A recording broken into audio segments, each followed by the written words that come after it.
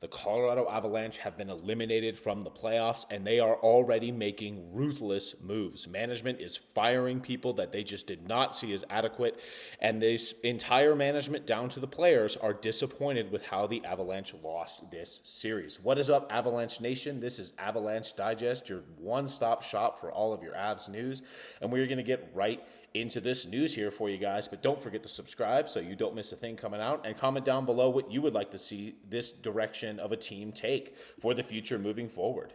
And really, I want to highlight one big thing that I think is the main story for the Avalanche's round one exit, and that it's that the power play killed them. Avalanche Forever absolutely gets it right in saying that they had so many opportunities to win the game and, quite honestly, sweep the series against the Dallas Stars, and they just didn't capitalize on it. I mean, the Avs only scored power play goals with Nathan MacKinnon, and Dallas had 5 different scores, and that's exactly the reason why we basically saw the Avalanche recently move on from Ray Bennett, their power play coach. He was announced that he was actually fired recently, and I just have nothing to say but good riddance. I mean, you could tell. At best, he was completely outclassed. The players weren't listening to him. He had lost the players, and he just didn't know what to do with certain players. I mean, let's actually take a look at that first power play unit that ultimately was the deciding factor in this series. I mean, you have Cale Makar and Nathan MacKinnon on it as well, and Martin Necas, and a great player like Gabriel Landeskog.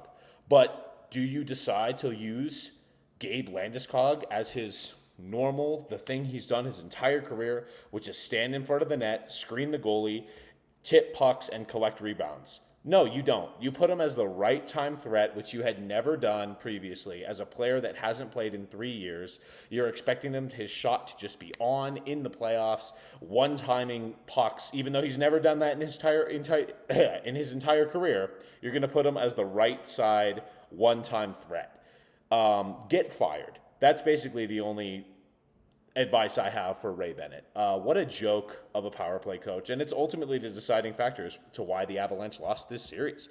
I mean, take a closer look at this graphic. I mean, and really, you look at this. This is offensive impact by player over the course of the entire series. The blue is good for the Avs. I mean, leading the way is, of course, Nathan MacKinnon, but you can see a lot of Avalanche players completely outclassing the Dallas Stars on offense. And yet they still lost this series. This graphic supports firmly that the 5-on-5 play was not an issue for the Avalanche. The Avalanche lost this series in special teams. Their penalty kill and their power play was not good enough. And this is really the mentality that is the best to have going into this series.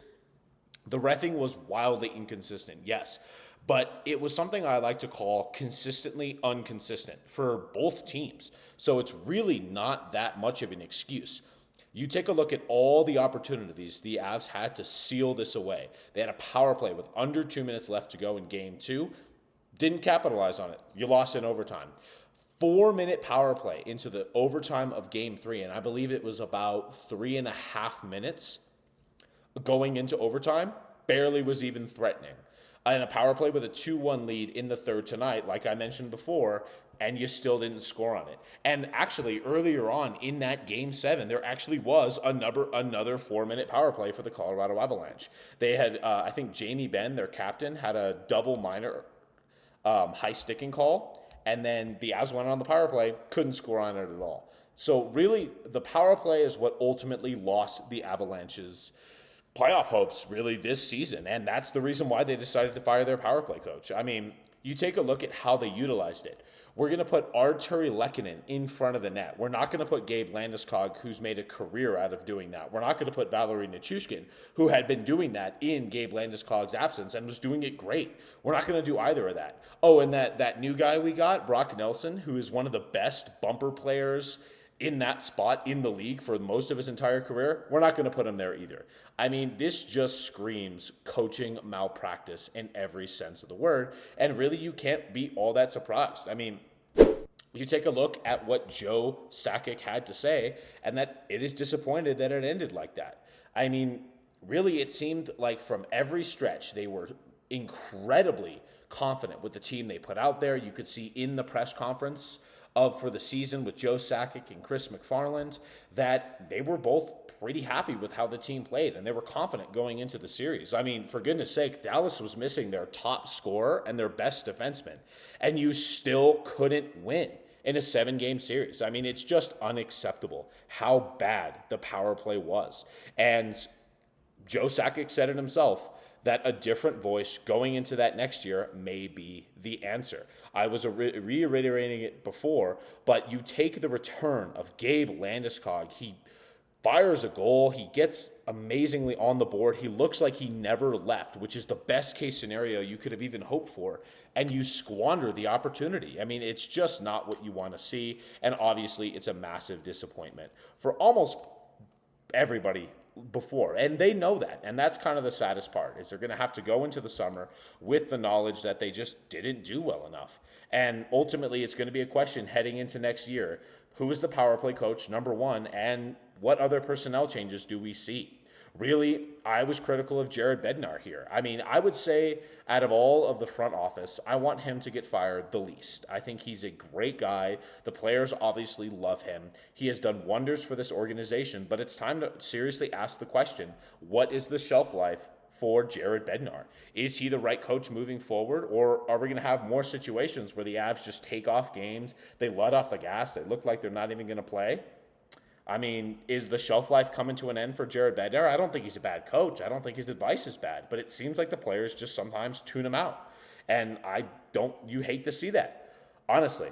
And it's the same situation for probably who I'm even more critical of is Chris MacFarland. He's the Avalanche's GM, and you look at the trades he made, and you look at how he set up this team for another cup this season, and you can honestly appreciate it. You can say he went all in, and when you have players like MacKinnon and Makar in their primes, of course you go all in. But you look at what he gave up in these trades. I mean, Cal Ritchie, the Avalanche's best prospect, and a good prospect at that, and a first-round pick for Brock Nelson, who might not even stay. I mean, that's a lot. And you also acquire Charlie Coyle, who's on a bad contract for a guy who's getting paid like a second-line center, who's really a third-line center. There's some definite questions coming in with Chris MacFarland's decisions to acquire certain players. I like that he goes all in. You got to remember, he got both goaltenders, Blackwood and Wedgwood, for this team, but there are serious questions that remain whether or not he's actually a good enough GM to actually make competent trades, because it looks like for the majority of his trades, he's always overpaying or having to get the short end of the stick on that. And it's going to be a decision going forward. If the Avalanche have another disappointing season, what will the situation be? But we are going to cover all of that here at Avs Digest. Don't forget to tune in, Avs Nation. Comment down below what you think about the current series, and we are just going to keep bringing you news about possible moves, possible situations with other firings or other staff. It seems like everyone's going to stay put for right now, but we will update you as time goes on. Have a good one.